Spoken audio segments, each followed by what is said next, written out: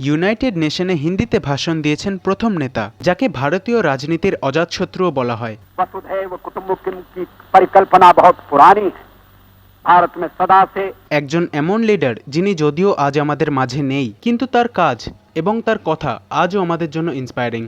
टूटे हुए सपने की सुने कौन सिसकी, अंतर को चीर व्यथा पलकों पर ठिठकी, हार नहीं मानूंगा रार नहीं ठानूंगा, काल के कपाल पर लिखता मिटाता हूँ गीत नया गाता।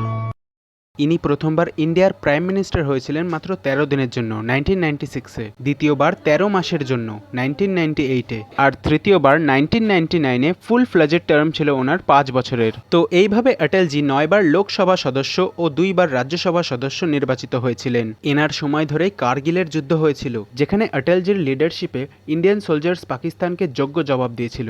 ইন্ডিয়ার নিউক্লিয়ার টেস্ট অপারেশন শক্তি হয়েছিল রাজস্থানের পোখরানে, যেটা ইন্ডিয়াকে গ্লোবাল লেভেলে নিউক্লিয়ার সুপার পাওয়ার বানিয়েছে। অটলজির ড্রিম প্রজেক্ট ছিল গোল্ডেন কোয়াড্রিলেটারাল, যেটা দিল্লি, মুম্বাই, চেন্নাই আর কলকাতা এই 4টে মেট্রো সিটিসকে কানেক্ট করলো। এনার লিডারশিপেই সরকার সর্বশিক্ষা অভিযান লঞ্চ করেছিল স্কুল ড্রপ আউটস রেটসগুলোকে কম করার জন্য। অটলজির এইসব কন্ট্রিবিউশনের জন্য ইন্ডিয়ান গভর্নমেন্ট দ্বারা 2015-তে তাকে ভারত রত্ন দিয়ে সম্মানিত করা হলো। তো তোমাদের অটলজির সব থেকে ভালো জিনিস কি মনে হলো?